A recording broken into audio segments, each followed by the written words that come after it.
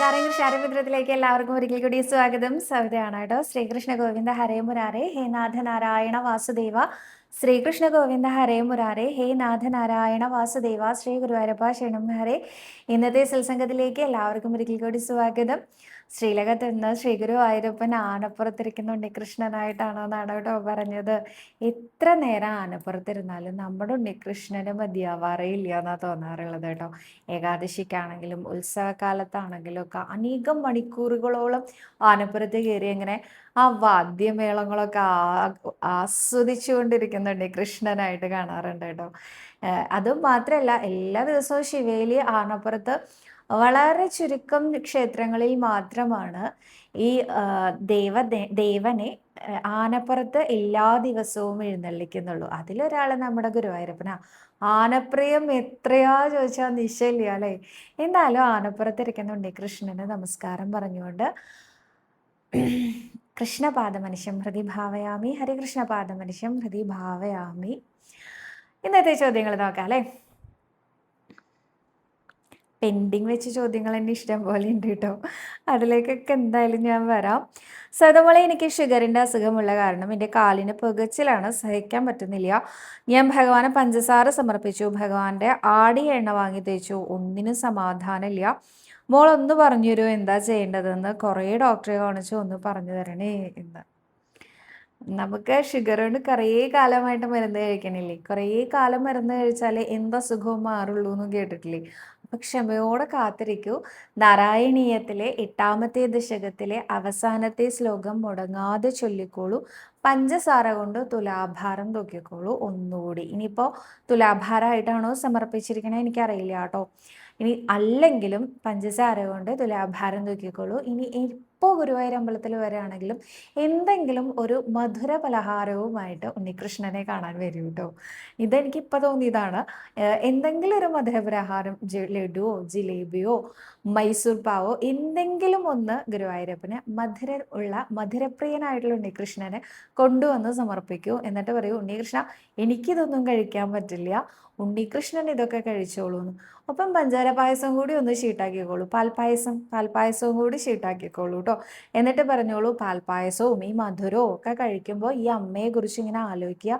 ഈ അമ്മയ്ക്ക് ഷുഗർ ആണല്ലോ, ഇതൊന്നും കഴിക്കാൻ പറ്റില്ലല്ലോ എന്ന് വന്ന് ആലോചിച്ചിട്ട് ഇതൊക്കെ കഴിക്കണം കേട്ടോ ഉണ്ണികൃഷ്ണ എന്ന് പറഞ്ഞുകൊണ്ട് കൊടുത്തു നോക്കൂ.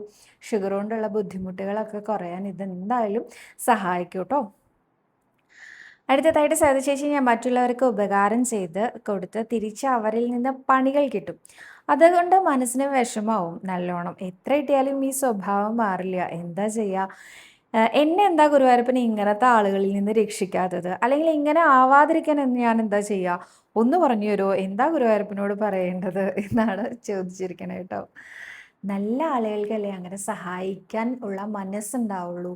മാനവസേവ മാധവസേവ എന്ന് കേട്ടിട്ടില്ലേ? മനുഷ്യരെ സഹായിക്കാൻ കഴിഞ്ഞില്ലെങ്കിൽ മനുഷ്യനാവാൻ സാധിക്കില്ല എന്നല്ലേ കേട്ടിരിക്കണേ. അപ്പോൾ ആ സ്വഭാവം മാറ്റേണ്ട ഒരാവശ്യകതയും ഇല്ല. പക്ഷെ പാത്രം അറിഞ്ഞ് വിളമ്പണം എന്ന് പണ്ടുള്ള പഴമക്കാർ പറയണ കേട്ടിട്ടില്ലേ? ഈ പാത്രം അറിഞ്ഞ് വിളമ്പുക എന്ന് പറഞ്ഞാൽ എന്താ അതുകൊണ്ട് ഉദ്ദേശിക്കുന്നത്? വേണ്ടത് മാത്രമേ വേണ്ടവർക്ക് ചെയ്യാൻ പാടുള്ളൂ. ഇപ്പോൾ ഒട്ടും വില കൽപ്പിക്കാത്ത ഒരാൾക്ക് വേണ്ടിയിട്ട് നമ്മൾ ഒരുപാടൊന്നും ചെയ്തു കൊടുത്തിട്ട് ഒരു കാര്യമില്ല എന്ന് തന്നെയാണ് അതുകൊണ്ട് ഉദ്ദേശിക്കണേ. അപ്പോൾ അതും ഈ ചോദ്യത്തിലുണ്ട് കേട്ടോ. ഇത്തരക്കാരിൽ നിന്ന് എന്താ എന്നെ രക്ഷിക്കാതെ എന്നാണ് ചോദ്യം. ഇത് ഇങ്ങനെ തന്നെ പ്രാർത്ഥിക്കൂ. ഗുരുവായൂരപ്പ, എനിക്ക് ചുറ്റും വരുന്ന എല്ലാവരും എന്നോട് ഇണങ്ങുന്നവരാവണേ എന്ന് പ്രാർത്ഥിക്കൂ. മിക്കവാറും ഗുരുവായൂരപ്പനെ അങ്ങനെ തരുള്ളൂ കേട്ടോ. നമ്മളോട് ഇണങ്ങാത്ത ആളുകളായിട്ട് ചിലപ്പോൾ നമ്മൾ സഖ്യം കൂടാനൊക്കെ ഇടവരും, ഉറപ്പായിട്ടും വരും. പല പല സൂചനകൾ തരും ഗുരുവായൂരപ്പൻ. ഇത് വേണ്ടാട്ടോ, ഇത് വേണ്ടാട്ടോ എന്ന്. ഞാൻ എൻ്റെ ജീവിതത്തിൽ ആ സൂചനകളെയൊക്കെ മറികടന്ന ആളാണ്. ആ മറികടന്ന് കുറച്ച് മുന്നോട്ട് പോയപ്പോഴാണ് നല്ല പണി കിട്ടി തിരിച്ചു പോരേണ്ടി വന്നത്. അപ്പോൾ ആ സൂചനകളെ നിരാകരിക്കാതിരിക്കുക എന്നുള്ളതാണ് ഇതിൽ ഏറ്റവും വലിയ കാര്യം കേട്ടോ. ഭഗവാൻ നമുക്കൊന്ന് മനസ്സിൽ ഭഗവാൻ തോന്നിപ്പിക്കുന്നതിനോടൊന്ന് ശ്രദ്ധ കേന്ദ്രീകരിക്കേ വേണ്ടൂ. ഇതാണ് നമ്മൾ നമ്മുടെ ഉള്ളിലേക്ക് നോക്കണം എന്ന് പറയുന്നത്. എന്ത് കാര്യം ചെയ്യുന്നതിന് മുൻപും നമ്മുടെ ഉള്ളിലേക്കൊന്ന് നോക്കിയാൽ അതിൻ്റെ ആൻസർ കറക്റ്റായിട്ട് ആ ഉള്ളിലിരിക്കുന്ന ആൾ പറഞ്ഞു തരും. അപ്പം എന്നോട് ഒരാൾ വന്ന് കടം ചോദിക്കുകയാണെങ്കിൽ ഞാൻ ഗുരുവായൂരപ്പനോട് തന്നെയാണ് ചോദിക്കാറ്. ഞാൻ ഇപ്പോൾ കടം ചോദിച്ച് ഈ പൈസ കൊടുക്കണതിന് മുമ്പ് പറയും, ഉണ്ണികൃഷ്ണ എനിക്ക് തിരിച്ച് വാങ്ങിക്കാനുള്ള കഴിവില്ല കേട്ടോ, ഇതെങ്ങനെയാ വെച്ചാൽ തിരിച്ച് വാങ്ങിച്ചു തരണം കേട്ടോ അങ്ങ്, അങ്ങേ സാക്ഷി നിർത്തിയിട്ടാണ് ഞാൻ കൊടുക്കണേന്നൊക്കെ പറയാറുണ്ട് ഇടയ്ക്ക്. ഇടയ്ക്ക് എനിക്ക് തോന്നും ഗുരുവായൂരപ്പൻ പറഞ്ഞു അപ്പോൾ എന്നോട് കൊടുക്കാൻ, ഗുരുവായൂരപ്പൻ ദേഷ്യം വരുന്നുണ്ടാവും ഞാൻ കൊടുക്കുമ്പോൾ, ഇനിയിപ്പോൾ ഇത് വാങ്ങാനും ഞാൻ നടക്കണോ, പലിശക്കാരനാവാനും ഞാൻ നടക്കണോ എന്നൊക്കെ ഗുരുവായൂരപ്പൻ വിചാരിക്കുന്നുണ്ടാവും എന്നൊക്കെ ഞാൻ തന്നെ ഇങ്ങനെ സ്വയം പറയും. എന്നിട്ട് ഞാൻ തന്നെ പറയും, ദാ ഇത് ഞാൻ കൊടുത്തു കേട്ടോ, ഇവരെ ഇന്ന ദിവസം തിരിച്ചു തരാന്ന് പറഞ്ഞിട്ട്, തന്നാലും തന്നില്ലെങ്കിലും ഗുരുവായൂരപ്പനാണ് ഉത്തരവാദി കേട്ടോ എന്നൊക്കെ പറഞ്ഞിട്ടാ കൊടുക്കാറ്. അപ്പോൾ എന്ത് തന്നെ ചെയ്യുകയാണെങ്കിലും ഇതെൻ്റെ ഉണ്ണികൃഷ്ണൻ്റെ സന്തോഷത്തിനായിട്ട് വരണം എന്ന് പറഞ്ഞ് ചെയ്തു നോക്കൂ. ഒരാൾക്ക് ഉപകാരം ചെയ്യാല്ലേ, ആ ഉപകാരം ചെയ്യുന്നത് ഉണ്ണികൃഷ്ണന്റെ സന്തോഷമാവണം എന്ന് ഉറപ്പിച്ചു പറഞ്ഞോളൂ. ഇതെൻ്റെ ഉണ്ണികൃഷ്ണന്റെ സന്തോഷമാവണേ എന്ന് പറഞ്ഞുകൊണ്ട് ചെയ്തോളൂ കേട്ടോ. അങ്ങനെ ചെയ്യുമ്പോൾ എന്താ എൻ്റെ ഗുണം എന്ന് വെച്ചാൽ, ഉണ്ണികൃഷ്ണന് സന്തോഷമായാൽ നമുക്കൊരിക്കലും വിഷമാവില്ല. അതാണ് അതിൻ്റെ ഒരു ഗുണം എന്ന് പറയുന്നത് കേട്ടോ. അടുത്തതായിട്ട് സവിത, എനിക്ക് ഇഴജന്തുക്കളെ ഭയങ്കര പേടിയാണ്. വീട്ടിൽ, റൂമിൽ, എവിടെ നിന്നാലും അവിടെയൊക്കെ ഇതിരിക്കുന്ന പോലെ ഒരു തോന്നലാണ്. എല്ലായിടത്തും നന്നായിട്ട് നോക്കാതെ നിൽക്കാൻ പേടിയാണ്. ഇതിനെന്താ ചെയ്യേണ്ടതെന്നൊന്ന് പറയൂ. കാളിയമർദ്ദനം ചൊല്ലി നമസ്കരിച്ചോളൂ കേട്ടോ ഗുരുവായൂരപ്പൻ്റെ. അതായത് നാരായണീയത്തിലെ 55-ാമത്തെ ദശകമാണ് കാളിയമർദ്ദനം എന്ന ദശകം വരുന്നത്. ആ ദശകം ചൊല്ലി നമസ്കരിച്ചോളൂ. അതെന്തുകൊണ്ടാണ് അങ്ങനെ പറയണത് വെച്ചാൽ, ഒരു ഇഴജന്തു ആയിരുന്നു ഈ കാളിയൻ പാമ്പ് അല്ലേ. ആ ഇഴജന്തു വന്നിട്ട് വ്രജവാസികൾക്ക് എല്ലാവർക്കും ബുദ്ധിമുട്ടായി. എല്ലാവർക്കും, ഒരാൾക്കല്ല എല്ലാവർക്കും ബുദ്ധിമുട്ടായി. ആ വ്രജവാസികളെ എല്ലാവരെയും ഭഗവാൻ സംരക്ഷിച്ചത് ഈ കാളിയമർദ്ദനം എന്ന അത്ഭുത ലീലയിലൂടെയാണ്. അപ്പോൾ ഭഗവാനോട് പറഞ്ഞോളൂ. ഞാൻ എപ്പോഴും പ്രാർത്ഥിക്കാറുണ്ട് കിടന്നുറങ്ങുമ്പോൾ. ഇപ്പോഴല്ല കേട്ടോ, കുറച്ച് കാലം മുമ്പ് വരെയും. ഇപ്പോഴും ശരിക്കും പ്രാർത്ഥിക്കേണ്ടതാണ്, എന്നാലും ഇപ്പം അങ്ങനെ വരാറില്ല. പക്ഷെ ഉള്ളിൽ പേടിയുള്ള സമയത്ത്, ചെറിയ വീടായിരുന്ന സമയത്ത് മഴക്കാലത്തൊക്കെ ഇഴജന്തുക്കൾ കയറി വരും. നിലത്താ കിടക്കുക, അന്നൊക്കെ പായ വിരിച്ച് ചെറിയ കുട്ടിയായിരിക്കുമ്പോൾ അങ്ങനെയല്ലേ കിടക്കുക. അപ്പോൾ ഇഴജന്തുക്കളൊന്നും അടുത്തു കൂടെ വരരുത്, കടിക്കരുത് എന്നൊക്കെ ഞാനിങ്ങനെ പ്രാർത്ഥിച്ചിട്ടൊക്കെ കേട്ടോ കിടക്കാറുള്ളത്. അപ്പോൾ എനിക്ക് ഈ പറഞ്ഞ പേടി നല്ലോണം ഉണ്ട്. ഞാനത് അങ്ങനെ തന്നെ പറയാറുണ്ട്, എനിക്ക് അങ്ങനത്തെ പേടിയുണ്ട് ഗുരുവായൂരപ്പ എന്നെ രക്ഷിക്കണേ എന്നൊക്കെ പറഞ്ഞിട്ടാണ് ഞാൻ കിടന്നുറങ്ങാറുള്ളത്. ഈ അടുത്ത കാലം വരെ അങ്ങനെ തന്നെയായിരുന്നു കേട്ടോ. അപ്പോൾ അങ്ങനെ പ്രാർത്ഥിക്കുന്നത് നല്ലതാണ്. ഒപ്പം കാളിയമർദ്ദനം ചൊല്ലി നമസ്കരിച്ചോളൂ കേട്ടോ. ആടി എണ്ണ ഷീട്ടാക്കുന്നതിന് എത്ര രൂപയാണ്? എണ്ണ വാങ്ങുന്നതിന് പാത്രം കൊണ്ടുവരണോ? എത്ര മില്ലിയുടെ ബോട്ടിലാണ് കൊണ്ടുവരേണ്ടത് എന്നാണ് യമുന എന്ന ഭക്ത ചോദിച്ചിരിക്കുന്നത് കേട്ടോ. 250 ml 160 രൂപയായിരുന്നു. കൂട്ടിയിട്ടുണ്ടോ എന്ന് ചോദിച്ചാൽ എനിക്ക് അറിയില്ല. 250 ml 160 രൂപ. പാത്രത്തിന് വേറെ 10 രൂപ കൊടുക്കുകയും വേണം കേട്ടോ. പാത്രം കൊണ്ടുവരുന്നുണ്ടെങ്കിൽ അങ്ങനെ മതി. അല്ല, പാത്രം കൊണ്ടുവരുന്നില്ല വെച്ചാൽ ഇവിടുന്ന് ഷീട്ടാക്കാൻ പറ്റും. പാത്രവും നമുക്ക് ഡപ്പയും ഷീട്ടാക്കാൻ പറ്റും. ഡപ്പയും കൂടി വാങ്ങിച്ചിട്ട് അതിൽ കൊണ്ടുപോകാവുന്നതാണ്. അതിന് കുറച്ചൊരു ലൂസ് ഉണ്ട് ചില ഡപ്പകൾക്ക്. അപ്പോൾ അതുകൊണ്ട് നമ്മൾ നല്ല ടൈറ്റായിട്ടുള്ള ഡപ്പ നമ്മൾ കൊണ്ടുവരാൻ സാധിക്കുകയാണെങ്കിൽ അത് നല്ലതാണ് കേട്ടോ. വയറിൻ്റെ അസുഖങ്ങൾ കൊണ്ട് കഷ്ടപ്പെടുന്നു, ഇത് മാറാൻ എന്ത് വഴിപാടാണ് നടത്തേണ്ടത് എന്നാണ് പത്മകുമാരി എന്ന ഭക്ത ചോദിച്ചിരിക്കുന്നത്. ഇത് തന്നെ വേറൊരു പെൺകുട്ടിയും കൂടി ചോദിച്ചിട്ടുണ്ട്. അമ്മയുടെ വയറിൽ ഭയങ്കര വയറുവേദനയാണ്, അപ്പം എന്താ ചെയ്യേണ്ടതെന്നൊരു ചോദ്യവും കൂടി ഞാൻ കണ്ടിരുന്നു. ആ കുട്ടിയുടെ പേര് പറഞ്ഞില്ലേ, ആ കുട്ടിക്ക് വിഷമവും. കുറേ പേർക്ക് അങ്ങനെ വിഷമമുണ്ട് കേട്ടോ. കാരണം എന്താ വെച്ചാൽ ഞാൻ ഇടയ്ക്കൊക്കെ പേര് പറയാൻ മറന്നു പോണു, അത് പറഞ്ഞില്ലല്ലോ എന്ന് ചോദിക്കുന്നുണ്ട് കേട്ടോ. ഇതുപോലെ വിട്ടു പോണതാണ്. വയറിൻ്റെ അസുഖത്തിന് ഗുരുവായൂരപ്പന് നിവേദ്യച്ചോറ് ഷീട്ടാക്കുന്നത് വളരെ നല്ലതാണ് കേട്ടോ. ആ കുട്ടിയുടെ പേര് കാണാനില്ല, ക്ഷമിക്കൂ. നിവേദ്യച്ചോറ് ഷീട്ടാക്കുന്നത് നല്ലതാണ്. ഷീട്ടാക്കി വാങ്ങിയിട്ട് കഴിക്കാൻ സാധിക്കുകയാണെങ്കിൽ അത് ഉത്തമമായി കേട്ടോ. കാരണം 1/4 യൂണിറ്റ് നിവേദ്യം എന്ന് പറഞ്ഞിട്ട് നമ്മൾ ഷീട്ടാക്കുകയാണെങ്കിൽ നമുക്ക് അത് ഒരാൾക്ക് ഊണ് കഴിക്കാൻ മാത്രമുള്ള ചോറുണ്ടായിരിക്കും. അത് ഉച്ചപൂജ രാവിലെ ഷീട്ടാക്കിയാൽ ഉച്ചപൂജ കഴിഞ്ഞാൽ നമുക്ക് അതിൻ്റെ പ്രസാദം കിട്ടും. അപ്പോൾ ഉച്ചഭക്ഷണമായിട്ട് അത് കഴിക്കുന്നത് വളരെ നല്ലതാണ്. അതല്ലെങ്കിൽ രാവിലെ വളരെ നേരത്തെ ഷീട്ടാക്കുകയാണെങ്കിൽ നമുക്ക് പന്തീരടിക്ക് അതിൻ്റെ പ്രസാദം കിട്ടും. പന്തീരടി പൂജ കഴിഞ്ഞാൽ അതിൻ്റെ പ്രസാദം കിട്ടും. അപ്പോൾ പന്തീരടിക്കാണെങ്കിൽ നമുക്കത് ബ്രേക്ക്ഫാസ്റ്റായിട്ട് വെറും വയറ്റിൽ കഴിക്കാനും പറ്റും കേട്ടോ. ഗുരുവായൂരപ്പന് നിവേദിച്ച നിവേദ്യച്ചോറ്, അതിനെ വെള്ള നിവേദ്യം എന്നാണ് കേട്ടോ പറയാം. വെള്ള നിവേദ്യം എന്നാണ് പറയാം. അടുത്തതായിട്ട് അഹസ് വഴിപാടിൻ്റെ പ്രസാദം എപ്പോഴാണ് കിട്ടുക, രാത്രിയാണോ എന്നാണ് ഇന്ദിര എന്ന ഭക്ത ചോദിച്ചിരിക്കുന്നത്. ഉച്ച വരെയുള്ള പ്രസാദം ഉച്ചയ്ക്ക് വാങ്ങാം, രാത്രിയിലെ പ്രസാദം രാത്രിയിൽ വാങ്ങാം. ഒന്നിച്ച് രാത്രിയിലാണ് പ്രസാദം വാങ്ങണമെങ്കിൽ ചിലപ്പോൾ രാവിലത്തെ മലരും ഉച്ചക്കലത്തെ പാൽപ്പായസവും കിട്ടാൻ സാധ്യത കുറവാണ്. അപ്പോൾ ഉച്ച വരെയുള്ളത് ഉച്ചയ്ക്ക് വാങ്ങുകയാണെങ്കിൽ മലര്, നെയ്പായസം, ആടിയ എണ്ണ, തിരുമുടി മാല, കളഭം, പാൽപ്പായസം, അതുപോലെ തന്നെ തിരുമധുരം, ഇത്രയൊക്കെ നമുക്ക് ഉച്ച വരെയുള്ള പ്രസാദം, പഴം പഞ്ചസാര, ഇതൊക്കെ ഉച്ചയ്ക്ക് വരെയുള്ള പ്രസാദമാണ്. രാത്രിയിലെ അപ്പം, വട, അവിയൽ, ഈ 3 എണ്ണമാണ് രാത്രിയിൽ കിട്ടുക. അപ്പോൾ 2 പ്രാവശ്യമായിട്ട് വാങ്ങാൻ സാധിക്കും കേട്ടോ. സവിത, ഏകാദശി ദിവസം തുളസി ചെടിക്ക് വെള്ളം ഒഴിക്കാൻ പാടില്ല എന്നുണ്ടോ? വെള്ളം ഒഴിക്കാൻ പാടില്ല എന്നല്ല, പറിക്കാൻ പാടില്ല എന്ന് മാത്രമേ ഞാൻ കേട്ടിട്ടുള്ളൂ കേട്ടോ. വെള്ളം ഒഴിക്കണം എന്നാണ് ഞാൻ കേട്ടിരിക്കുന്നത്. തുളസിയെ ആരാധിക്കണം എന്നാട്ടോ ഞാൻ കേട്ടിരിക്കണത്. നിർമാല്യം തൊഴാൻ എപ്പോഴാണ് ക്യൂവിൽ നിൽക്കേണ്ടത് എന്നൊന്ന് പറയാമോ എന്നാണ് ഉഷ പിള്ള എന്ന ഭക്ത ചോദിച്ചിരിക്കുന്നത്. ഡിപ്പെൻസ് ആണത്. ഓരോ ദിവസവും ഓരോ കൃത്യമായൊരു സമയം നമുക്ക് പറയാൻ സാധിക്കില്ല.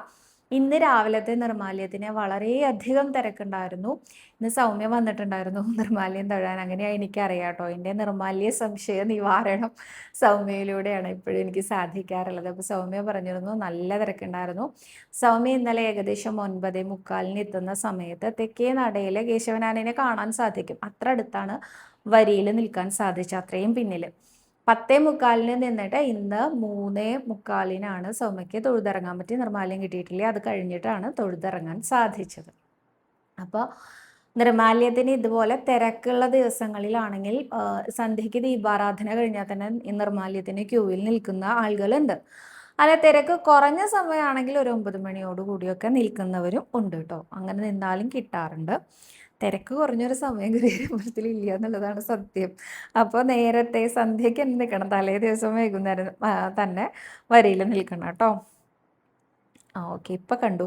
പാറുക്കുട്ടി എന്ന ഐഡിയിൽ നിന്ന് ചോദിച്ചിരിക്കുന്നത് അമ്മയ്ക്ക് വയറുവേദന മാറാൻ എന്താ ചെയ്യാന്ന്. നിവേദ്യം ഷീട്ടാക്കി വാങ്ങി കഴിച്ചോളൂ കേട്ടോ. രാധിക എന്ന ഭക്തയാണ് ചോദിച്ചിരിക്കുന്നത്. സവിത, എനിക്ക് ഡ്രൈ സ്കിന്നാണ്, വലിയ സങ്കടമുണ്ട്. ഞാൻ ചേന വാങ്ങി സമർപ്പിച്ചിരുന്നു, മാറ്റമൊന്നും ഉണ്ടായില്ല, ഇനി എന്താ വേണ്ടത്? ഉണ്ണികൃഷ്ണന് വെളിച്ചെണ്ണ വാങ്ങിച്ചു കൊണ്ടുപോയി കൊടുക്കും. ഞാനിങ്ങനെ പലചരക്ക് മൊത്തമായിട്ട് പറയുന്നുണ്ടല്ലേ, നമ്മുടെ ഉണ്ണിക്ക് അത് കൊടുക്കൂ ഇത് കൊടുക്കൂ എന്നൊക്കെ. പക്ഷേ പണ്ട് കാലത്തുള്ള ആളുകൾ, എനിക്കൊക്കെ നല്ലോണം ഡ്രൈ സ്കിൻ ആവാറുണ്ട് ഈ ഒരു കാലാവസ്ഥയിൽ. ഡിസംബർ ജാനുവരി മാസത്തിൽ തണുപ്പുള്ള കാലാവസ്ഥയിൽ ഡ്രൈ സ്കിൻ ആവുമ്പോൾ അമ്മ എനിക്ക് വെളിച്ചെണ്ണ പുരട്ടി തരാറുണ്ട്. പണ്ട് മോയ്സ്ചറൈസറും അങ്ങനെയൊന്നും അല്ലല്ലോ നമ്മൾ ഉണ്ടാവുക. അപ്പോൾ സാധാരണ പച്ച വെളിച്ചെണ്ണ ഒരു ലേശം ഇങ്ങനെ എടുത്ത് തൊട്ട് പുരട്ടി തന്നു കഴിഞ്ഞാൽ കുറേ കാലത്തേക്ക് ഒരു സമാധാനം, കുറച്ച് നേരത്തേക്ക് ഒരു സമാധാനം എന്തായാലും ഉണ്ടാവാറുണ്ട്. അപ്പോൾ ഉണ്ണികൃഷ്ണന് വെളിച്ചെണ്ണ വാങ്ങി സമർപ്പിച്ചോളൂ കേട്ടോ. ഇതൊക്കെ എനിക്ക് ഇപ്പം തോന്നണ ഓരോ വഴിപാടുകളാട്ടോ. ഞാനിപ്പോൾ എന്താ പറയണതെന്ന് അറിയോ, ഉണ്ണികൃഷ്ണനോട്, ഉണ്ണികൃഷ്ണ എന്തൊക്കെയാണെന്ന് വെച്ചാൽ ലിസ്റ്റ് തന്നോളൂ കേട്ടോ, ഞാൻ അതിനനുസരിച്ച് പറയാം, എനിക്കൊന്നും വേറെ കിട്ടില്ല എന്ന് അപ്പം പറയാറുള്ളത് കേട്ടോ. ഓരോ ദിവസവും ഓരോന്നാണ് ഉണ്ണി എൻ്റെ മനസ്സിലിരുന്ന് തോന്നിപ്പിക്കണമെന്നാണ് എനിക്ക് തോന്നുന്നത്. അടുത്തതായിട്ട് കണ്ണൻ്റെ രാധ എന്ന ഐഡിയിൽ നിന്നാണ്, വീട്ടിലെ കലഹം മാറാൻ എന്തെങ്കിലും വഴിപാടുണ്ടോ, പ്രാർത്ഥനയുണ്ടോ സവിത പറയൂ, മറുപടി തരൂ എന്നാണ് ചോദിച്ചിരിക്കുന്നത്. തീർച്ചയായിട്ടും ഉണ്ട്. കലഹം മാറാൻ കടുക് വഴിപാട് എന്ന് പറയാറുണ്ട് കേട്ടോ. കടുക് ഗുരുവായൂരപ്പന് കൊണ്ടുവന്ന് സമർപ്പിക്കുന്നത് വളരെ നല്ലതാണ് കലഹം മാറാൻ. ഇതും എനിക്ക് വിമർശനം കിട്ടിയിട്ടുള്ള ഒരു ചോദ്യം തന്നെയാണ് കേട്ടോ. അങ്ങനെയാണെങ്കിൽ കലഹം മാറാൻ ഇന്ത്യ പാകിസ്ഥാൻ ബോർഡറിൽ കടുക് വിതരണം നടത്തിയാൽ പോരെ എന്നൊക്കെ ചോദിക്കുന്ന ആൾക്കാരുണ്ട്. അവരോടൊന്നും എനിക്കൊന്നും പറയാനില്ല. നിങ്ങളങ്ങനെ എന്ത് വേണമെങ്കിലും ചെയ്തോളൂ. ഞങ്ങൾ കൃഷ്ണാരി മിത്രങ്ങളുടെ സൊല്യൂഷനാണ് ഇവിടെ. നിങ്ങൾക്കതൊക്കെ ഭ്രാന്തമായ ചിന്തകളായി തോന്നിയേക്കാം, എന്നാലും ഞങ്ങൾ കൃഷ്ണാരി മിത്രങ്ങൾ ഇതെല്ലാം മുറുകെ പിടിക്കുന്നവരാണ്. കലഹം മാറാൻ ഗുരുവായൂരപ്പന് കടുക് സമർപ്പിച്ചാൽ മതി എന്ന് പണ്ടുള്ളവർ പറഞ്ഞു കേട്ടിട്ടുണ്ട്. ഇതെങ്ങനെയാണ് സമർപ്പിക്കേണ്ടത് ചോദിച്ചാൽ, കടുക് വാങ്ങി കൊണ്ടുവന്ന് ഗുരുവായൂരപ്പൻ്റെ നടയിൽ കൊടിമരത്തിൻ്റെ ചോടെ ഭണ്ണാരത്തിൻ്റെ മുകളിൽ സമർപ്പിക്കാം. അതല്ലെങ്കിൽ മഞ്ചാടി ചെമ്പിൽ ഇടാം. പക്ഷെ മഞ്ചാടി ചെമ്പിൽ എല്ലാവരും കൂടി ഇട്ട് കഴിഞ്ഞാൽ അവരെന്നെ ചീത്ത പറയാൻ സാധ്യതയുണ്ട്. സവിത ഓരോന്ന് പുതിയതായിട്ട് ഉണ്ടാക്കുകയാണ്. പുതിയതല്ല കേട്ടോ, പണ്ട് കാലം മുതലേ മഞ്ചാടിയിൽ കടുകിടാറുണ്ട്. അപ്പോൾ ഇതൊക്കെ എൻ്റെ മുത്തശ്ശി ചെയ്തിരുന്ന വഴിപാടുകളാട്ടോ. കലഹം മാറാൻ കടുക് ഇടുന്നത് കലഹം മാറാൻ മാത്രമല്ല, കണ്ണീർ ദോഷം ഉണ്ടാവാതിരിക്കാനും ഒക്കെ ഈ കടുക് കൊണ്ടുപോയി മഞ്ചാടിയിൽ ഇടുന്നത് കണ്ടിട്ടുണ്ട് ഞാൻ. അപ്പം അന്നൊക്കെ എന്തിനാണെന്നൊന്നും അറിയില്ലായിരുന്നു കേട്ടോ, അങ്ങനെയൊന്നും ചോദിക്കാറുണ്ടായിരുന്നില്ല. പിന്നെ കുറേ വലുതാവുമ്പോഴാണ് ഇതൊക്കെ എന്തിനാണ് ചെയ്യണേന്നുള്ളതൊക്കെ ചോദിക്കണം. മുത്തശ്ശിക്ക് കുറേ അങ്ങനത്തെ കുഞ്ഞു കുഞ്ഞു വഴിപാടുകൾ ചെയ്യണത് പ്രധാനമായിരുന്നു. പലതും ഇപ്പോഴും എനിക്കറിയില്ല മുത്തശ്ശി എന്തിനാണ് ചെയ്തിട്ടുണ്ടായിരുന്നെന്നുള്ളത്. അപ്പോൾ എന്തായാലും കലഹം മാറാൻ കടുക് വഴിപാട് ചെയ്യുന്നത് നല്ലതാണ്.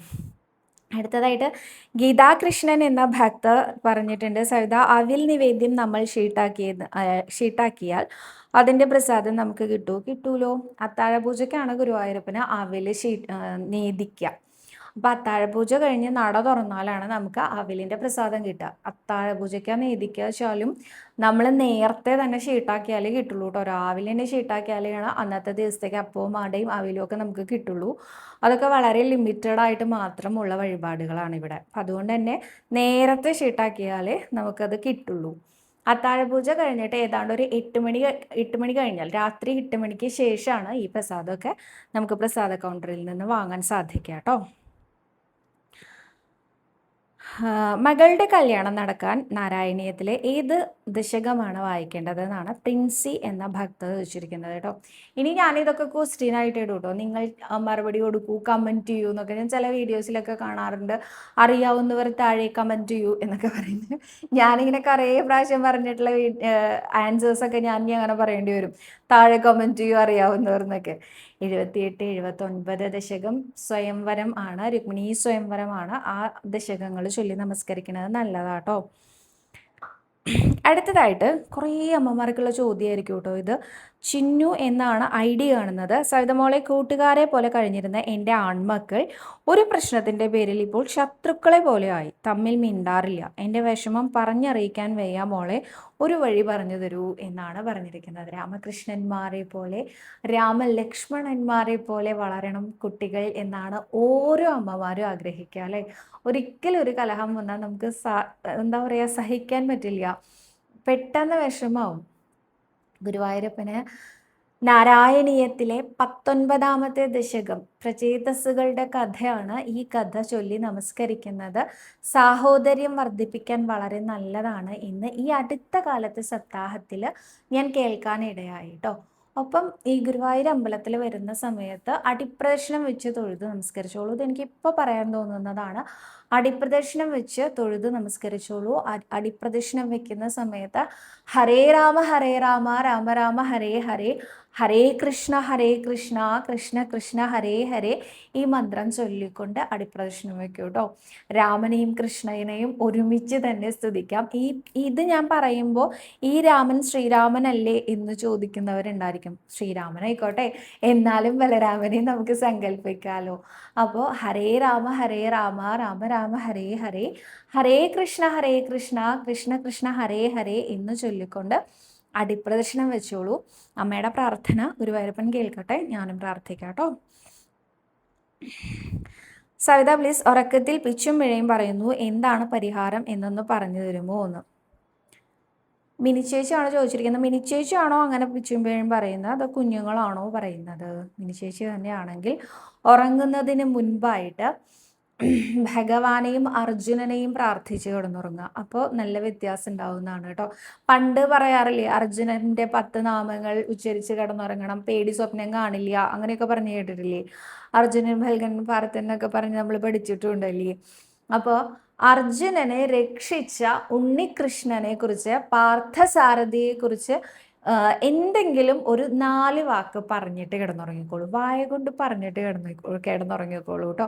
ഉറങ്ങുന്നതിന് മുമ്പ് വായ കൊണ്ട് പറയാന്ന് പറഞ്ഞാൽ ഒന്നും കിട്ടുന്നില്ല പറയാന്നാണെങ്കിൽ, അർജുനനെ രക്ഷിച്ച എൻ്റെ പാർത്ഥസാരഥിയായ ഉണ്ണികൃഷ്ണ രക്ഷിക്കണേ എന്ന് പറഞ്ഞ് കിടന്നുറങ്ങിക്കോളൂ.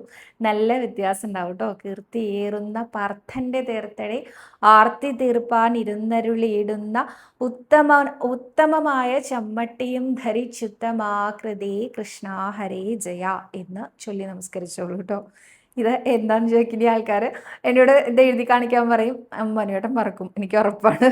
അപ്പോൾ പ്രോമിസ് ഒന്നും ചെയ്യുന്നില്ല, നിങ്ങൾ റിപ്പീറ്റ് അടിച്ച് കേട്ടോളൂ, അപ്പോൾ കിട്ടും കേട്ടോ. രഞ്ജിനി രാജീവ് എന്ന ഭക്തയാണ് അടുത്തതായിട്ട് ചോദിച്ചേക്കുന്നത്. സവിത, തീർത്ഥം കൊണ്ടുള്ള തുലാഭാരത്തെക്കുറിച്ചൊന്ന് പറയുമ്പോൾ ഇത്രയാണ് റേറ്റ് ആവുക എന്നാണ്. 150 രൂപയാണ് തീർത്ഥം കൊണ്ട് തുലാഭാരത്തിന് വേണ്ടത്. 150 രൂപ എന്ന് പറയുന്നത് 1 കിലോനല്ല കേട്ടോ. ഒറ്റക്കുടം തീർത്ഥക്കുടം മാത്രമേ വെക്കാറുള്ളൂ. ബാക്കിയൊക്കെ നമ്മുടെ വെയിറ്റിനനുസരിച്ച് കട്ടി വെക്കുകയാണ് ചെയ്യുക. ഈ ഒറ്റക്കുടം തീർത്ഥം വെക്കുന്നതിനാണ് 150 രൂപ നമ്മൾ അടയ്ക്കേണ്ടത്. അത് എത്ര വെയിറ്റുള്ള ആളാണെങ്കിലും 150 രൂപ എന്നുള്ളത് കോൺസ്റ്റൻ്റ് ആയി നിൽക്കുന്ന റേറ്റ് ആണ് കേട്ടോ, മാറ്റം ഇല്ല. 200 രൂപയിലും താഴെ എന്ന് ഞാൻ എപ്പോഴും പറയാറുണ്ട്. 150 രൂപ കേട്ടോ വരാറുള്ളത്. അടുത്തതായിട്ട് നമസ്കാരം സഹിത വീട്ടിലെ മയിൽപ്പീലി ഭഗവാനെ സമർപ്പിക്കാൻ സാധിക്കുമോ എന്നാണ് വനജ എന്ന ഭക്ത ചോദിച്ചിരിക്കുന്നത്. തീർച്ചയായിട്ടും സാധിക്കുമല്ലോ. നമ്മൾ എന്ത് വേണമെങ്കിലും ഗുരുവായൂരപ്പന് കൊടുക്കാം. നമ്മുടെ ഉണ്ണികൃഷ്ണനാണ് കേട്ടോ. പക്ഷെ കൊടുക്കുന്നതിന് മുമ്പ് യോഗേശ്വരന്റെ മുമ്പിലാണ് നമ്മളിത് കൊടുക്കുന്നത്, ഇത് സമർപ്പിക്കുന്നത്. ചില്ലറക്കാരനല്ല എന്ന് മനസ്സിലാക്കിക്കൊണ്ട് മാത്രം സമർപ്പിക്കൂ കേട്ടോ. അടുത്തതായിട്ട് അതുൽ പി നാഥ് എന്ന ഭക്തനാണ് ചോദിച്ചിരിക്കുന്നത്. ചേച്ചി, നാലമ്പലത്തിൽ ബ്ലഡ്, യൂറിൻ ഇവയൊക്കെ പാസ് പോയാൽ അറിയാതെ പോയാൽ എന്തുകൊണ്ടാണ് ഭഗവാന്റെ എല്ലാ അലങ്കാരവും മാറ്റുന്നത്? നമ്മുടെ ശരീരത്തിലെല്ലാം ഭഗവാൻ സെയിം ചൈതന്യം തന്നെയല്ലേ, അതിൽ നിന്നല്ലേ പുറത്തേക്ക് പോകുന്നത് എന്നാണ്. ഇത് ഞാൻ മുൻപ് പറഞ്ഞിട്ടുള്ളൊരു കാര്യമാണ്. നമ്മളുടെ വീട്ടിൽ ചെറിയ കുട്ടികളുണ്ടെങ്കിൽ അവരെ നമ്മൾ എടുത്തുകൊണ്ട് നടക്കുകയും കൊഞ്ചിക്കുകയും ലാളിക്കുകയും ഒക്കെ ചെയ്യാറുണ്ട് അല്ലേ. ഈ ചെറിയ കുട്ടികളെ ഇടയ്ക്ക് വൊമിറ്റ് ചെയ്യാറുണ്ട്. അവരെ പാല് കുടിച്ച്, അത്ര ചെറിയ കുട്ടികളെയാണ് ഞാൻ ഉദ്ദേശിക്കണേ. ഈ പാലൊക്കെ കുടിച്ചു കഴിഞ്ഞാൽ ഈ അങ്ങനെ തട്ടിക്കൊടുത്തിട്ടില്ലെങ്കിൽ അവർ തേട്ടി പുറത്തേക്ക് പാല് തുപ്പിക്കളയുക അല്ലെങ്കിൽ ഛർദ്ദിക്കുകയൊക്കെ ചെയ്യാറുണ്ട് അല്ലേ. അതല്ലെങ്കിൽ അവർ യൂറിനേറ്റ് ചെയ്യാറുണ്ട്. നടക്കുന്നിടത്തൊക്കെ ചിലപ്പോൾ മൂത്രം ഒഴിച്ച് ഇങ്ങനെ പോകാറുണ്ട്. നമ്മൾ എന്താ ചെയ്യാറ്? ആ മൂത്രമൊക്കെ തുടച്ച് കളയാറുണ്ടോ? ഛർദിലൊക്കെ വൃത്തിയാക്കാറുണ്ടോ? അതോ അത് അതുപോലെ തന്നെ ഇരുന്നോട്ടെ എന്ന് വിചാരിക്കാറാണോ പതിവ്? നമ്മുടെ കുഞ്ഞല്ലേ, നമുക്ക് ഏറ്റവും ഇഷ്ടമുള്ള കുഞ്ഞല്ലേ. ആ കുഞ്ഞിനെ ഇഷ്ടമില്ലാത്ത ആരും ആ വീട്ടിലുണ്ടാവില്ല. അത്ര കുഞ്ഞു ആവയല്ലേ. അപ്പം നമ്മൾ അങ്ങനെ തന്നെ വിടാറുണ്ടോ? ഒരിക്കലും ഇല്ലല്ലോ. നമ്മളത് അപ്പം തന്നെ ക്ലീൻ ചെയ്യാറുണ്ട് അല്ലേ. അത് ക്ലീൻ ചെയ്തിട്ടില്ലെങ്കിൽ കുഞ്ഞിനടക്കമുള്ള ആർക്കും ഇൻഫെക്ഷൻ വരാനുള്ള സാധ്യത ഉണ്ടായിരിക്കും. അതല്ലെങ്കിൽ അൺക്ലീൻ ആയിട്ടുള്ള ഒരു സ്ഥലം, ഡേർട്ടി ആയിട്ടുള്ള സ്ഥലത്ത് നമ്മൾ ആരും ഇരിക്കാൻ ഉദ്ദേശിക്കണില്ല. അപ്പം നമ്മളെല്ലാവരും അപ്പം തന്നെ അത് ക്ലീൻ ചെയ്യാറുണ്ട് ഇല്ലേ. ഇത്രയേ അമ്പലങ്ങളിലും നടക്കുന്നുള്ളൂ. ഇതിൽ കൂടുതൽ ഒന്നും നടക്കുന്നില്ല. അപ്പോൾ അടിച്ചു കഴുകലല്ലല്ലോ നടക്കണ്ടേ എന്ന് ചോദിച്ചാൽ, ക്ഷേത്രമാവുമ്പോൾ ക്ഷേത്ര ആചാരങ്ങൾ പാലിക്കപ്പെടേണ്ടേ, ക്ഷേത്ര മര്യാദകൾ പാലിക്കപ്പെടേണ്ടേ, എന്നാലല്ലേ ആ മൂർത്തിയുടെ ചൈതന്യം വർദ്ധിച്ചു കൊണ്ടേയിരിക്കുള്ളൂ. അപ്പോൾ ദൈവചൈതന്യം വർദ്ധിപ്പിക്കുന്നതിലേക്കാണ് ഇതെല്ലാം അടിച്ചു കഴുകിയതിന് ശേഷം ചില മന്ത്രങ്ങളാൽ കൂടി അത് വൃത്തിയാക്കുക എന്നുള്ള ഒരു ചടങ്ങ് നടക്കുന്നത് കേട്ടോ. മന്ത്രപൂർവമാണ് വൃത്തിയാക്കുന്നത് എന്നുള്ളതാണ്. അപ്പോൾ എന്തുകൊണ്ടാണ് ഭഗവാന്റെ എല്ലാ അലങ്കാരങ്ങളും മാറ്റുന്നത് എന്നുള്ളതാണ് ചോദിക്കുന്നത്. എവിടെയാണോ ഇത് വന്നത് അവിടെ ചെയ്താൽ പോരെ, ബാക്കി ഭഗവാന്റെ ആ അലങ്കാരം എന്തിനാണ് മാറ്റുന്നത്? ഭഗവാൻ എല്ലായിടത്തും നിറഞ്ഞു നിൽക്കുന്നുണ്ട്.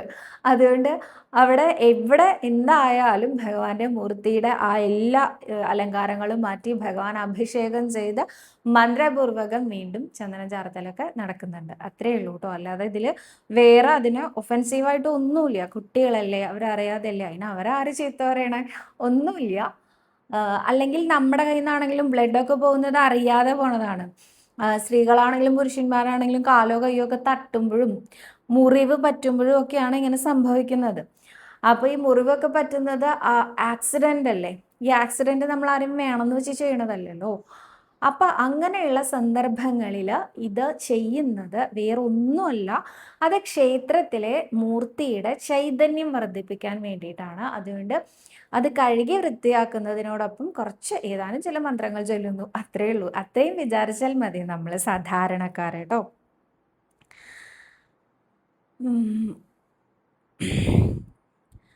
ഞാൻ അയച്ച ചോദ്യങ്ങളൊന്നും ഇതുവരെ വായിച്ചിട്ടില്ല സവിത. തിരക്കിൽ വിട്ടുപോകുന്നതാവും. ജോലിയിൽ സാലറി വർധനവുണ്ടാവാൻ ഗുരുവായൂരപ്പന് എന്ത് വഴിപാടാണ് ചെയ്യേണ്ടത് എന്നാണ് രേഷ്മ ജയപ്രകാശ് എന്ന് പറയുന്നത്. ജോലി സംബന്ധമായിട്ടുള്ള എല്ലാ കാര്യത്തിനും അഹസാണ് ചീട്ടാക്കേണ്ടത്. കുഞ്ഞു കാര്യങ്ങൾ തൊട്ട് വലിയ കാര്യങ്ങൾ വരെ ജോലി സംബന്ധമായിട്ട് എന്ത് കാര്യത്തിനും അഹസ് എന്നാണ് ഞാൻ എപ്പോഴും പറയാറുള്ളത് കേട്ടോ. അതാണ് എനിക്ക് എപ്പോഴും വരാറുള്ളത്. ഇതിൽ സാലറി കൂട്ടി കിട്ടുക എന്നുള്ളതാണ്. അതിലൊരു എന്താ പറയുക, ഫിനാൻഷ്യൽ സംഭവം കൂടി വരുന്നുണ്ട് കേട്ടോ. നോക്കൂ, ഫിനാൻഷ്യലി എന്ത് സംഭവങ്ങളാണെങ്കിലും ആദ്യം ഗുരുവായൂരപ്പന് സമർപ്പിക്കുക, അതാണ് ഏറ്റവും ഉത്തമം. പല ആളുകളും കളഞ്ഞുപോയ സ്വർണ്ണാഭരണം തിരിച്ചു കിട്ടാൻ, അല്ലെങ്കിൽ കടം കൊടുത്ത പണം തിരിച്ചു കിട്ടാൻ, അതല്ലെങ്കിൽ സാലറി കൂട്ടിക്കിട്ടാൻ, ഇങ്ങനെയുള്ള ധനപരമായ കാര്യങ്ങൾ ചോദിക്കാറുണ്ട്. കളഞ്ഞുപോയ സ്വർണം കിട്ടാൻ നിങ്ങൾ ഒറ്റ കാര്യമേ ചെയ്യണ്ടൂ, ഗുരുവായൂരപ്പന് ആ സ്വർണത്തിൽ നിന്ന് ഒരു ഭാഗം കൊടുക്കുക. ഇതേപോലെ തന്നെ കടം കൊടുത്ത പൈസ 5000 രൂപ നിങ്ങൾ കടം കൊടുത്തു, ഭഗവാനെ എനിക്ക് എത്ര ചോദിച്ചിട്ടും എനിക്കത് കിട്ടണില്ല എന്ന് പറഞ്ഞു പോയി പ്രാർത്ഥിക്കും നമ്മളല്ലേ. ആ പ്രാർത്ഥനയുടെ കൂടെ ആ 5000 രൂപ തിരിച്ചു കിട്ടിയാൽ 2500 രൂപ ഞാൻ ഗുരുവായൂരപ്പന് തരാം. 2500 രൂപ മതി എന്ന് വിചാരിച്ച് നോക്കൂ, ഉടനെ കിട്ടും. അപ്പോൾ ആ 2500 നമ്മുടെ പോവാണ് എന്നുള്ള മനസ്സ് നമുക്ക് തോന്നിയാൽ അത് കിട്ടാൻ സാധ്യത കുറവാണ്. 5000 പോകുന്നതിനേക്കാളും നല്ലതല്ലേ 2500 രൂപ നമ്മുടെ കയ്യിലിരുന്ന് 2500 രൂപ നമ്മുടെ ഉണ്ണികൃഷ്ണന് പാൽപ്പായസം കൊടുത്താൽ മതിയെന്നേ, അതല്ലെങ്കിൽ കുറച്ച് ഉണ്ണിയപ്പം കൊടുത്താൽ മതിയെന്നേ. എന്തായാലും ആ ഒരു തുക ഗുരുവായൂരപ്പനെ ഏൽപ്പിക്കും. അപ്പോൾ നല്ല വ്യത്യാസം ഉണ്ടാവും. പെട്ടെന്ന് അതിൻ്റെ റിസൾട്ട് കിട്ടും. ഇതൊക്കെ എൻ്റെ അനുഭവങ്ങളാണ് കേട്ടോ. എന്താ ഇങ്ങനെയൊക്കെ പറയണേ ചോദിച്ചാൽ, ഇങ്ങനെയൊക്കെയാണ് എൻ്റെ അനുഭവങ്ങൾ. അതാണ് ഞാൻ നിങ്ങളോടും പറയണേ കേട്ടോ. എന്താണെന്നറിയോ, ഇതിനൊക്കെ ഗുരുവായൂരപ്പനെ എല്ലാത്തിനും നമ്മൾ ചേർത്ത് നിർത്തുകയാണ്, അത്രേ ഉള്ളൂ. അല്ലാതെ ഇതിൽ വേറെ ഒന്നുമില്ല. ഇപ്പോൾ ഇതൊക്കെ വിശ്വാസത്തിൻ്റെ ഒരു കണ്ണിലൂടെ കാണുന്ന ആളുകൾക്ക് മാത്രമേ മനസ്സിലാവുള്ളൂ. അല്ലാത്ത ആൾക്കാർ വിചാരിക്കും 20-ാം തീയതിക്ക് തരാമെന്ന് പറഞ്ഞിട്ട് ഒരാൾ കടം മേടിച്ചു കൊണ്ടുപോയി. 20-ാം തീയതി അനേകം പ്രാവശ്യം വന്നു. ഒരു 6-7 തവണ 20-ാം തീയതി വന്നു. എന്നിട്ടും അയാൾ തന്നിട്ടില്ല. അപ്പോൾ നമ്മൾ പറയുകയാണ്, ഭഗവാനെ ഇനി അടുത്ത 20-ാം തീയതിക്ക് മുൻപ് ഈ പണം കിട്ടണേ, ഇതിൻ്റെ പകുതി ഭഗവാന് തരാം എന്ന് പറഞ്ഞു വിചാരിക്കുക. അത് കൊണ്ടുവന്നാൽ വിശ്വാസമുള്ള ആൾക്കാർ എന്താ വിചാരിക്കുക, ഉണ്ണികൃഷ്ണൻ്റെ മാജിക്കാണ് കേട്ടോ, അല്ലെങ്കിൽ ഇപ്പോഴും തരലുണ്ടാവില്ല എന്ന്. എന്നാൽ വിശ്വാസം ഇല്ലാത്ത ഒരാൾ എന്താ വിചാരിക്കുക, കഷ്ടം, കുറച്ച് ദിവസം കൂടി ഒന്ന് ക്ഷമിച്ചിരുന്നെങ്കിൽ പകുതി ഗുരുവായൂരപ്പന് കൊടുക്കേണ്ട വല്ല കാര്യം ഉണ്ടാവുമോ, അയാൾ കൊണ്ടുവന്ന് തരില്ലായിരുന്നു എന്ന് വിചാരിക്കും. ഇത് നമ്മളുടെ മാത്രം ഉത്തരവാദിത്വമാണ് ഇങ്ങനെ എടുക്കണം എന്നുള്ളത്. ഇത് എങ്ങനെ എടുക്കണം എന്നുള്ളത് കൃഷ്ണാര്യമിത്രങ്ങൾക്ക് നന്നായിട്ട് അറിയാം. ഇടയ്ക്കും തലയ്ക്കും മാത്രം വന്ന് വീഡിയോ കാണുന്ന ആൾക്കാർക്ക് മനസ്സിലാവാൻ സാധ്യത കുറവാണ് കേട്ടോ. അടുത്തതായിട്ട് ലത എന്ന ഭക്തയാണ് പറഞ്ഞിരിക്കുന്നത്, സദാ ഒരു സംശയം, നമസ്കരിക്കൂ എന്ന് പറയുമ്പോൾ ഏത്തമിട്ടാണോ നമസ്കരിക്കുക, അതോ എണീറ്റ് തല മാത്രം നിലത്ത് മുട്ടിച്ചാണോ നമസ്കരിക്കുക? സവിത എങ്ങനെയാണ് നമസ്കരിക്കുന്നതെന്നൊന്ന് പറഞ്ഞു തരുമോ? ഞാൻ ഏത്തമിട്ടാണ് നമസ്കരിക്കാറ്, ശരിയായ രീതി ഒന്ന് പറഞ്ഞു തരുമോ എന്നാണ് ചോദ്യം. ഞാൻ മുട്ടുകുത്തി നെറ്റിമുട്ടിച്ച് നമസ്കരിച്ച് എഴുന്നേറ്റ് നിന്ന് വീണ്ടും മുട്ടുകുത്തി നെറ്റിമുട്ടിച്ച് നമസ്കരിക്കുക, അങ്ങനെയാണ് കേട്ടോ പതിവ്. സ്ത്രീകളാവുമ്പോൾ അങ്ങനെയും പുരുഷന്മാരാവുമ്പോൾ സാഷ്ടാംഗവുമാണ് നമസ്കാരം പതിവുള്ളത് കേട്ടോ. അനന്തശയനത്തിൻ്റെ അവിടെ ഞാൻ നമസ്കരിക്കുന്നത് കുറേ പേര് കണ്ടിട്ടുണ്ട് കേട്ടോ. അപ്പോൾ ഈ ചോദ്യം ചോദിച്ചവരിലും കണ്ടിട്ടുണ്ട്. ഒരിക്കലും ഒരു ഭക്ത വന്നിട്ട് പറഞ്ഞിട്ടുണ്ടായിരുന്നു, ഞാൻ ഈ ചോദ്യം ചോദിച്ചിരുന്നു എങ്ങനെയാണ് നമസ്കരിക്കാമെന്ന്, ഇപ്പോൾ നേരിട്ട് കണ്ടു, ഇനി ചോദിക്കണില്ല എന്ന് പറഞ്ഞിരുന്നു കേട്ടോ. അടുത്തതായിട്ട് നിഷ എന്ന ഭക്തയാണ് ചോദിച്ചിരിക്കുന്നത്, സവിതചേച്ചി കോമ്പറ്റേറ്റീവ് എക്സാം കിട്ടാൻ എന്താണ് ഗുരുവായൂരപ്പന് ചെയ്യേണ്ട വഴിപാട്? ഡെയിലി പഠിക്കണം വേണ്ടിയിട്ട് എന്താ ചെയ്യേണ്ടത്? ഞാനൊരു ഹൗസ് വൈഫാണ് എന്നാണ്. ഇത് ഇന്നലെ ഞാൻ എടുത്ത ചോദ്യമാണോ ചോദിച്ചാൽ എനിക്കറിയില്ല കേട്ടോ. എന്തായാലും ഏത് എക്സാം പാസ്സാവാനാണെങ്കിലും ഗുരുവായൂരപ്പൻ്റെ മുമ്പിൽ ആ ഒരു വിദ്യാഗോപാല മന്ത്രം ചൊല്ലി നമസ്കരിച്ചോളൂ. ഒപ്പം തന്നെ ഭഗവാന് നോട്ട്ബുക്കും പേനയും കൊണ്ടുവന്ന് കൊടുത്തോളൂ. ഞാൻ ഇന്നലെ പറഞ്ഞൊക്കെ ചോദ്യമാണ് തോന്നുള്ളൂ അല്ലേ. അപ്പോൾ ഇന്ന് അത്രയും ചോദ്യങ്ങളെ എടുത്തിട്ടുള്ളൂ. കൂടുതൽ ചോദ്യങ്ങളും കൂടുതൽ ഉത്തരങ്ങളും ഒക്കെ ആയിട്ട് അടുത്ത വീഡിയോയിൽ കാണാമെന്ന് വിചാരിക്കുന്നു. സർവരോഗ വിനാശന, സർവപാപ വിനാശന, സർവദുഃഖ വിനാശന, സർവസൗഖ്യപ്രദായക ശ്രീ ഗുരുവായൂരപ്പ ശരണമേ.